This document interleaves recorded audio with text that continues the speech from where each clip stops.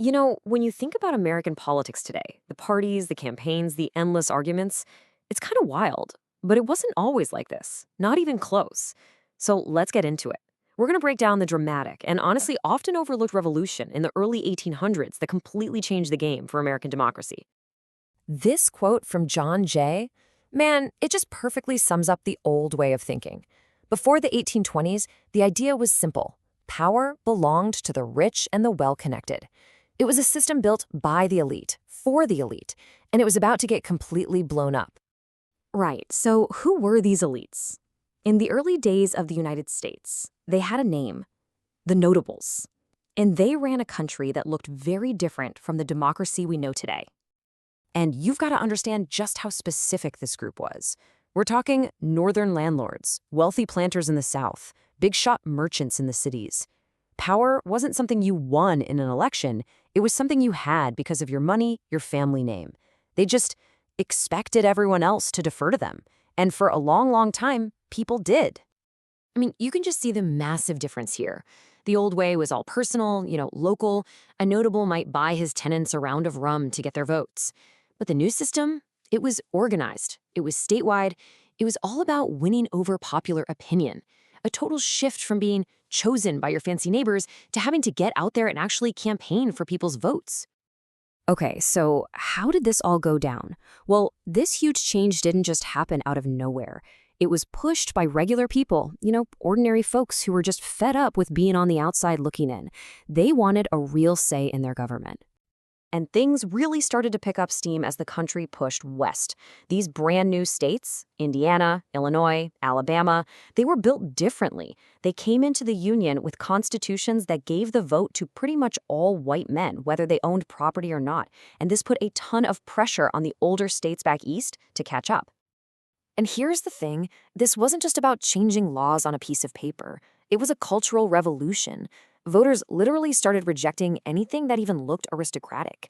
The powdered wigs, the fancy top boots, that was all out. The simple clothes of the common man, that was in. It was a huge statement about who was really in charge now. Okay, but all this new democratic energy, it was pretty chaotic. It was like an untapped power source. It needed someone to figure out how to harness it. And the guy who basically wrote the instruction manual for modern politics was this brilliant New York politician, Martin Van Buren. See, Van Buren got it. He knew that in this new world, you couldn't just rely on your family name. You needed a machine. So what did he do?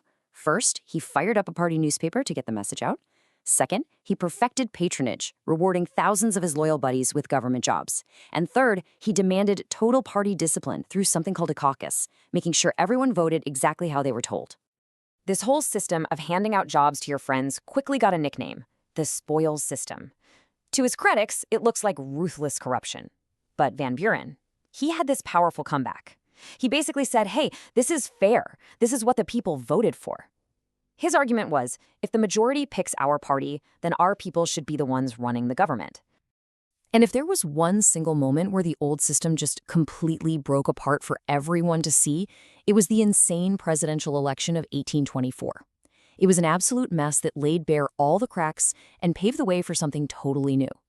With the old Federalist Party pretty much dead, you had just one party left, the Republicans. And they were just tearing each other apart. You had four heavyweights, all from the same party, each with their own turf to protect.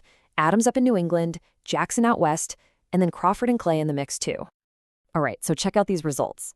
Andrew Jackson, the big war hero, he clearly gets the most votes, both the popular vote and the electoral votes. But, and this is the whole story right here, he didn't get that magic number, an absolute majority of 131. Nobody did. The whole thing was just stuck. So what happens now? Well, the Constitution's 12th Amendment says the decision gets kicked over to the House of Representatives. And guess who just happened to be the Speaker of the House? Henry Clay, the guy who came in fourth. He uses his incredible influence to swing the election for John Quincy Adams. And then, get this, Adams immediately turns around and makes Clay his Secretary of State, a position that was basically seen as the launchpad to the presidency. You can just imagine, right? To Andrew Jackson and his supporters, this was an absolute outrage. It looked like the shadiest backroom deal imaginable, stealing the election from the guy who actually won the most votes. They slapped a label on it right away, the corrupt bargain. And that accusation, it would haunt Adams's entire presidency and light a political fire that would burn for the next 4 years. So Adams becomes president, but he's like a man from another time. He's trying to govern like one of the old school notables, but the world has completely changed under his feet. His presidency was basically the last gasp of that old elite way of doing things. Now, Adams, to be fair, had some big plans. He was all about this American system, a huge national vision for the economy. We're talking high tariffs to protect northern factories, federal cash for roads and canals, a big national bank. Sounds ambitious, right? Well, it was also incredibly divisive. And the biggest fight of all was over this thing called the Tariff of 1828. In the North, they loved it. It protected their new factories from cheap British competition. But in the South, oh man, it was a complete disaster. They had to import almost everything, and this tariff just jacked up the prices. They called it legalized pillage, basically a scam to make the North rich by bleeding the South dry. They even gave it a nickname, the Tariff of Abominations. But Adams's biggest problem was just his style. He was a classic notable. He was aloof, principled, and totally out of sync with this new democratic vibe. He refused to play the political game, wouldn't use patronage to make friends, and he even had the nerve to tell Congress they shouldn't be enfeebled by the will of our constituents. I mean, can you imagine a politician saying that today? That pretty much sealed his fate. All right, so this brings us to the grand finale. The backlash to the correct bargain, Adams's elitist attitude, it all comes to a head in the election of 1828. And this wasn't just another election, no. This was the moment that the new democratic politics claimed its final, decisive victory. And if you want to see the revolution in black and white, this is it.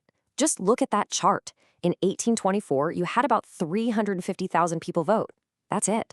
Only about a quarter of the folks who could vote even bothered. 4 years later, bam, over 1 million people showed up. The turnout more than doubled. This wasn't just an increase, it was an explosion. The people had been awakened. So how'd they pull it off? Van Buren and the brand new Democratic Party ran the first truly modern campaign. We're talking newspapers, huge rallies, parades, barbecues, the whole shebang. They painted Andrew Jackson not as some stuffy elite, but as a hero of the common man, a self-made guy who would go to Washington and fight for them. And boy, did it work. The scene on Jackson's inauguration day was just chaos. A massive, wild crowd of his supporters literally stormed the White House. To an old-school guy like Supreme Court Justice Joseph Story, it was horrifying. He wrote, "The reign of King Mob seemed triumphant." Now, he meant that as a total insult, but in a way, he was dead right. The age of the notables was over. The messy, loud, and powerful era of American popular democracy had officially begun. And it leaves you wondering, was he witnessing a triumph, or was he seeing a warning?